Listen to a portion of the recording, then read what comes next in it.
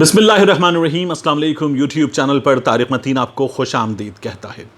सबसे पहले आपसे दरख्वास्त कि अगर आप चाहें तो चैनल को सब्सक्राइब करें ताकि वो चीज़ें जो मैं चाहता हूँ आप तक पहुँचें वो आप तक पहुँच सकें। और इस बात की माजरत भी आपसे कि गुज़श्ता तकरीबन 1.5 दिन में 2 दिन में मैं आपसे दोबारा मुखातिब नहीं हुआ। मैंने आपसे बात की थी रफ़ीक अफ़गान का घर गिराने की जो कार्रवाई थी, मौके से रिपोर्टिंग करते हुए, और उसके बाद कुछ मसरूफियात जिनके हवाले से मैंने बताया कि मैं कराची में हूँ और कुछ प्रॉब्लम है जिसके सिलसिले में कराची आना पड़ा है। कुछ ट्रैवलिंग है, कुछ ट्रैवलिंग मज़ीद है। आप सबकी दुआएं मुझे मुसलसल मिल रही हैं, आपकी दुआओं और आपकी मोहब्बतों का शुक्रिया। लेकिन ये जो मैं ख़बर रात के इस पहर आपसे बात कर रहा हूँ, ये बड़ी दिलचस्प है। कुछ चीज़ें मैंने देखी जब दिन को समेटने के बाद, तो मुझे इतनी दिलचस्प लगी कि मुझे लगा कि आपसे ज़रूर बात करनी चाहिए। ये इंतहाई दिलचस्प खबर है। एक तो ये मानना पड़ेगा कि वज़ीर आज़म इमरान खान साहब की हुकूमत ने पीडीएम को घुटने टेकने पर मजबूर कर दिया, बिल्कुल बेबस कर दिया। फजलुर रहमान साहब पीडीएम के सीज़न 2 में या पीडीएम के दूसरे दौर में इस वक्त वापस ड्राइविंग सीट पर तो आ गए हैं, लेकिन इतने लाचार हैं कि जिस गाड़ी की ड्राइविंग सीट पर आए हैं उस गाड़ी का डीजल ख़त्म हो गया है। और साथ ही मरियम नवाज शरीफ साहिबा इन हालात में जो है वो मुख्तदिर ताकतों से बात करने के लिए बेचैन है। आप ट्विटर पे जाइए और आपको अगर वो ट्रेंड अब ना भी ट्रेंडिंग में नजर आ रहा हो तो लिखिए #पावर टॉक्स टू पावर। ये जो पावर टॉक्स टू पावर है, इसमें आपको मरियम नवाज शरीफ साहिबा की एक टिकटॉक स्टाइल वीडियो नजर आएगी। 3 उसमें वीडियोस में मरियम नवाज शरीफ साहिबा 3 शेड्स में नजर आ रही हैं और बता रही हैं कि पावर टॉक्स टू पावर, यानी हम मुज़ाहिमत दिखाएंगे तो मुख्तदिर हल्के हमसे बात करेंगे। इस पर मैं आगे जाके बात करूंगा, लेकिन मरियम नवाज शरीफ साहिबा जो बात कर रही हैं वो इतनी दिलचस्प नहीं है। जो बात नहीं कर रही वो बहुत दिलचस्प है। जो बात मरियम नवाज शरीफ नहीं कर रही, जिस बात पे फजलुर रहमान साहब चुप हैं, जिस बात पे मियां शहबाज शरीफ साहब चुप हैं, आफ्ताब शेरपाव साहब चुप हैं, मियां नवाज शरीफ के पीडीएम में बाकी साथी चुप हैं, वो बात बहुत दिलचस्प है।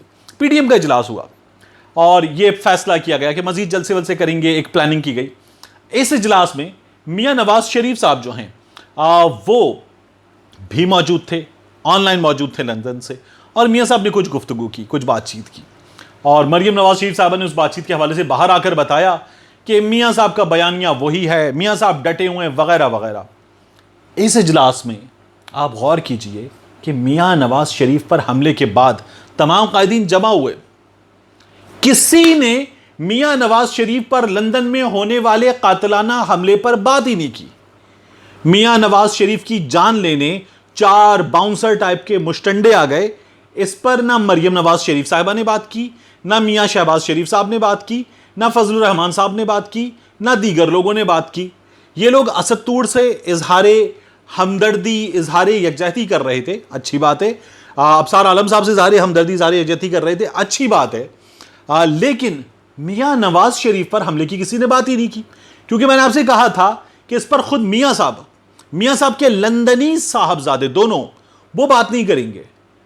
इसलिए बात नहीं करेंगे कि उन्हें इसकी हकीकत बता दी गई है, खोल कर रख दी गई है उनकी हकीकत, इस हमले की हकीकत, और अब वो बेचारे बिल्कुल बेबस हैं इस तमाम मामले में। तो मियां साहब के इस मामले पर बात नहीं की गई, चुप हो गए सब के सब। मरियम नवाज शरीफ साहिबा, इसको नीचे से शुरू करते हैं। मरियम नवाज शरीफ साहिबा मुख्तदिर हल्कों से बातचीत के लिए बेचैन है, इसीलिए पावर टॉक्स टू पावर लगाया हुआ है। आपको बात करनी है, आवाम से बात करें, आप छोड़ दें इस्टेब्लिशमेंट को। आप इस्टेब्लिशमेंट के हवाले से, फौज के हवाले से, जनरल कमर जावेद बाजवा के हवाले से, जनरल फैज हमीद के हवाले से बात करना छोड़ दें। आप कहें कि जी हम आवाम में जाएंगे और हम आवाम की ताकत से जो है अपना मुकदमा जीतेंगे। लेकिन एक बार फिर पावर टॉक्स टू पावर है, क्योंकि मरियम नवाज शरीफ साहिबा जो चाचू के रुक जाने की वजह से इस वक्त कुछ बेबस भी हुई हैं और कुछ ज़्यादा जोर भी लगा रही हैं। जिस तरह वो चिराग जो है वो आखिर में बहुत जोर लगाता है, तो वो जोर भी लगा रही हैं इस वक्त। तो मरियम नवाज शरीफ साहिबा जो हैं वो पावर टॉक्स टू पावर मुसलसल कर रही हैं, और ये मरियम नवाज शरीफ साहिबा इसलिए कर रही हैं कि उन्हें बाहर जाना है, और वो बाहर जाने की कोशिशें करती रही हैं। उस पर इमरान खान साहब ने जो है वो ना कर दी है। आज के इजलास में क्या हुआ, ये लोग जो हैं किसी अवामी इशू पर बात नहीं कर सके।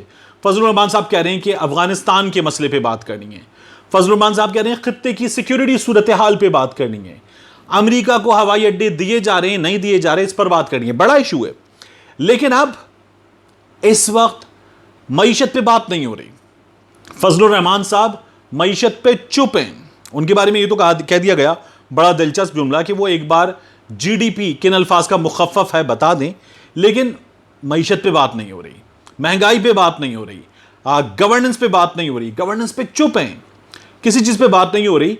क्योंकि नज़र क्या आ रहा है इस वक्त 3.94, जिसके बारे में कहा जा रहा है कि ये एक्चुअली 4.4 होगी और अगले बरस जो है वो 5 के करीब पहुंचेंगे। इस वक्त नजर यह आ रहा है कि अप्रैल में all time high 2.8 billion, 3 billion के करीब डॉलर्स रेमिटेंसेस की शक्ल में इस वक्त नजर यह आ रहा है कि स्टॉक मार्केट रिकॉर्ड तोड़ रही है, फिर रिकॉर्ड तोड़ रही है और फिर रिकॉर्ड तोड़ रही है। इस वक्त नजर यह आ रहा है कि डेफिसिट सरप्लस बन चुका है। इस वक्त नजर यह आ रहा है कि चीजें कंट्रोल में हैं। इस वक्त नजर यह आ रहा है कि इमरान खान एक बड़े डैम को बनाने के करीब पहुंच चुका है। इस वक्त नजर यह आ रहा है कि पाकिस्तान की आईटी एक्सपोर्ट्स जो हैं वो भी हाई पर हैं। इस वक्त नजर यह आ रहा है कि स्पेशल इकोनॉमिक जोन रशकई, वहां पर इमरान खान साहब गए और जो उसके लिए सरमायाकारी आ रही है वो रिमार्केबल है। इस वक्त नजर यह आ रहा है कि पाकिस्तान को अपने बॉन्ड्स को जब वो ऑफर्स लेने जाता है तो जबरदस्त रिस्पांस मिल रहा है। पाकिस्तान की मईशत पर और हुकूमत पर इस वक्त इत्मीनान का इजहार किया जा रहा है।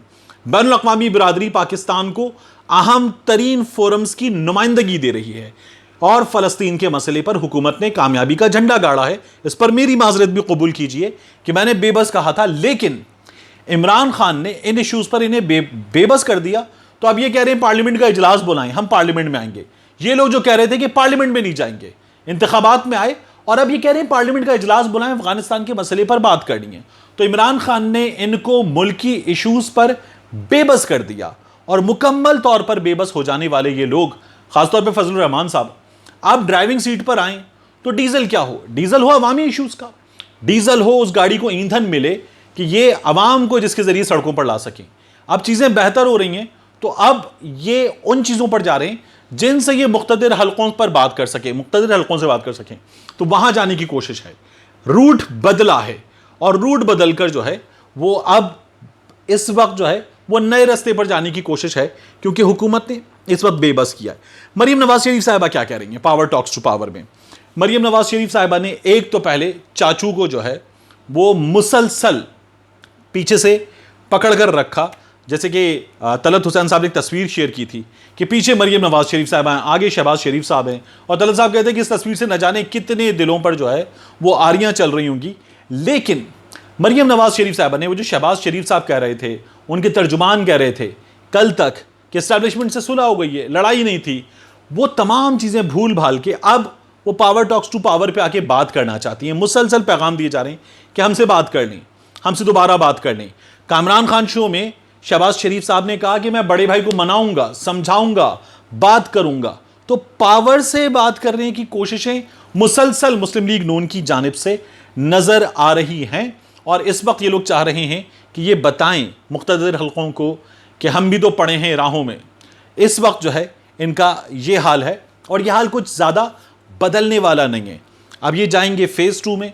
कोरोना के हालात बहुत अच्छे नहीं हैं, इन हालात में ये एक बार फिर जलसे करने जा रहे हैं और इनको एक बार फिर हुकूमत समझाती नजर आएगी कि आप जलसे मत कीजिए, इंतखाबी इस्लाहात पर आइए, जिससे ये भाग रहे हैं और इलेक्शन कमीशन इनका साथ दे रहा है। मिलते हैं इंशाअल्लाह आपसे अगले वीलॉग में।